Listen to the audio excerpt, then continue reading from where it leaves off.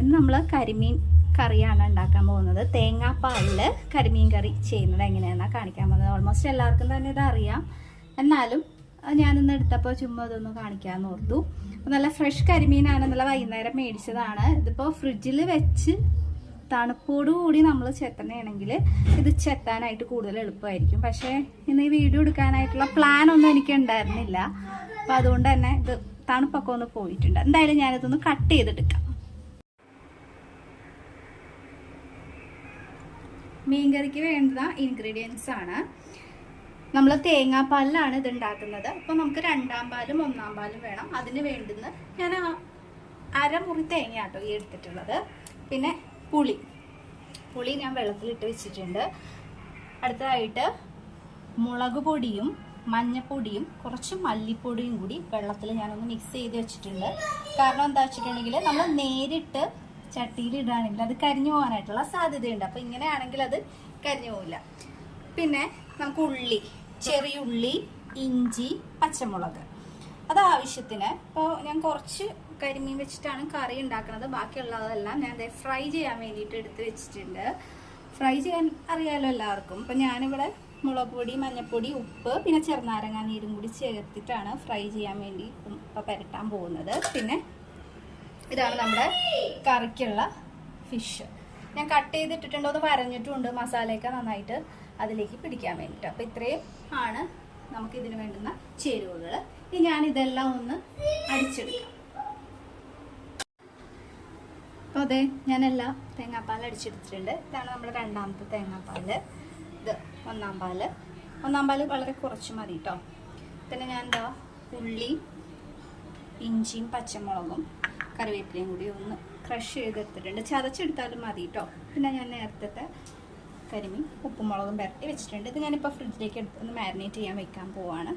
അപ്പോൾ നമുക്ക് process start ചെയ്യാം.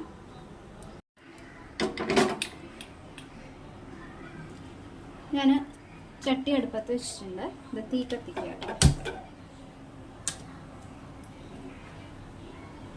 ചട്ടി ഒന്ന് ചൂടായി വരുമ്പോൾ നമുക്ക് വെളിച്ചെണ്ണ ഒഴിച്ചു കൊടുക്കാം.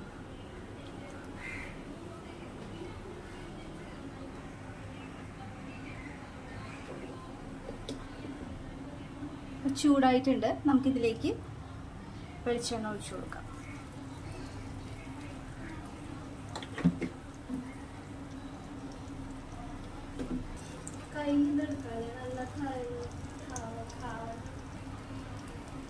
വെളിച്ചെണ്ണ ചൂടായിട്ടുണ്ട്. ഇതിലേക്ക് ചതച്ച് വെച്ചിരിക്കുന്ന ഇഞ്ചി, പച്ചമുളക്, കറിവേപ്പില, ഉള്ളി എന്നിവയുടെ പേസ്റ്റ് ചേർത്ത് നമുക്കൊന്ന് ഇളക്കിയിട്ടുണ്ട്.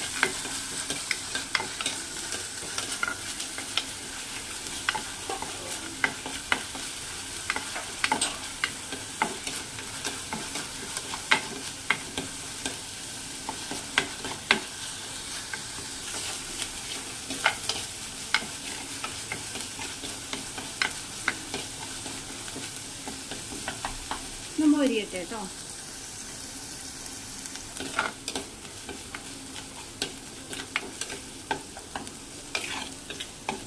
മൊരിവായി വരുന്നതേ ഉള്ളൂ.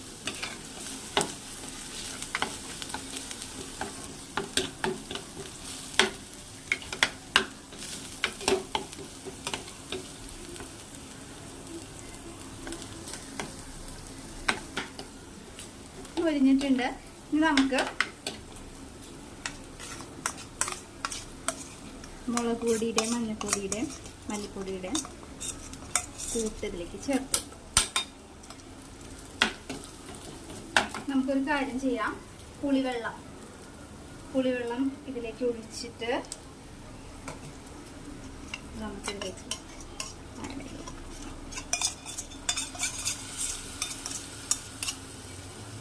ശരിക്കും നമുക്ക് എടുക്കാം. കുറച്ചുകൂടി പുളിവെള്ളം ആയിട്ട്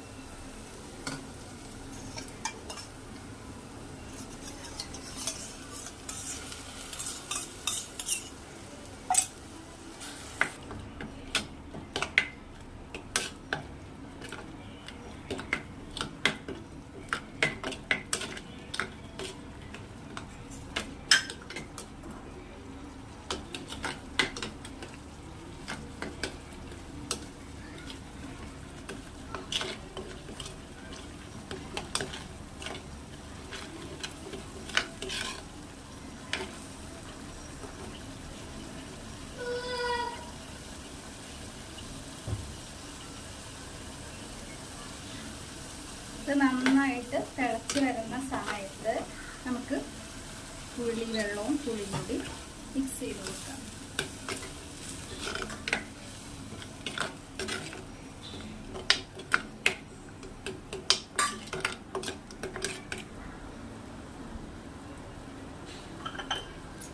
നമുക്കിതിലേക്ക് ആവശ്യത്തിന് ഉപ്പ് ചേർത്ത് കൊടുക്കാം കേട്ടോ.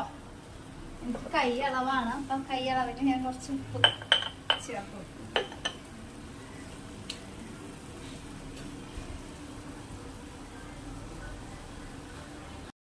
ഇപ്പൊ തിള വന്ന് തുടങ്ങിയിട്ടുണ്ട്. നമുക്ക് കരിമീൻ ഇതിലേക്ക് ഇട്ട് കൊടുക്കാം. കരിമീൻ അങ്ങനെ തന്നെ ചേർക്കേണ്ടവർക്ക് മുറിക്കാണ്ട് ഇട്ട് കൊടുക്കാം. അപ്പൊ ഞാനിവിടെ മുറിച്ചിട്ടുണ്ട്, മുറിച്ച് ഒന്ന് വരയും കൂടി ചെയ്തിട്ടുണ്ട്. അപ്പൊ മുളകും എല്ലാം നന്നായിട്ട് പിടിക്കാൻ വേണ്ടിയിട്ടാണ് ഞാൻ അങ്ങനെ ചെയ്തത്.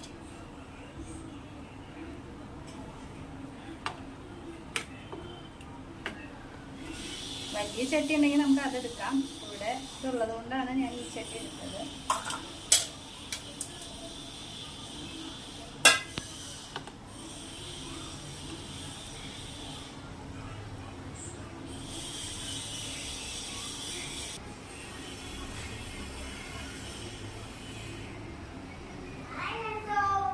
ഇപ്പോൾ നന്നായിട്ട് തിളച്ച് വന്ന് തുടങ്ങിയിട്ടുണ്ട്.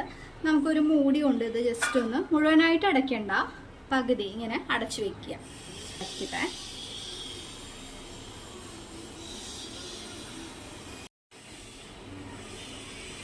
ഇപ്പോൾ കുറച്ച് നേരമായിട്ടുണ്ട്. ഇടയ്ക്കിടയ്ക്ക് ഞാനിതൊന്ന് ചട്ടി ഒന്ന് ഇളക്കി കൊടുക്കുന്നുണ്ടായിരുന്നു.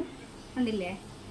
അപ്പോൾ ഏകദേശം അരികത്തെ എണ്ണയൊക്കെ ഊറി നല്ല ഭംഗിയിൽ വന്നിട്ടുണ്ട്. നമുക്കൊരു ഒന്നിങ്ങനെ ജസ്റ്റ് ഒന്ന് ചൂടുണ്ട്. നമുക്ക് ഫസ്റ്റ് പാലൊന്ന് ഒഴിച്ചു കൊടുക്കാം.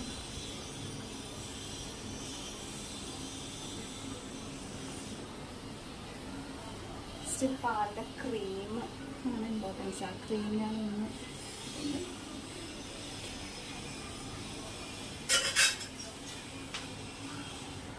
ജസ്റ്റ് ഒന്ന് നമുക്ക് ചുറ്റിച്ചു കൊടുക്കാം കേട്ടോ. ഫസ്റ്റ് പാൽ ഒഴിച്ച് തിളയ്ക്കേണ്ട ആവശ്യമില്ല. ഒന്ന് ജസ്റ്റ് തിള വരാൻ നേരത്ത് നമുക്കത് ഓഫ് ചെയ്യാം. നമുക്ക് ഇപ്പം തന്നെ ഓഫ് ചെയ്യാം. അതിന് മുമ്പ് നമുക്കൊരു കരിവേപ്പില ജസ്റ്റ് ഒന്ന് അതിൻ്റെ മുകളിലായിട്ട് ഇട്ട് കൊടുക്കാം. ഇത്രയേ ഉള്ളൂ. നമ്മുടെ തേങ്ങാപ്പാലിലെ കരിമീൻ കറി റെഡി ആയിട്ടുണ്ട്. വളരെ സ്വാദിഷ്ടമായിട്ടുള്ളൊരു വിഭവമാണ്. എല്ലാവരും ഇത് ട്രൈ ചെയ്ത് നോക്കാം. Thank you.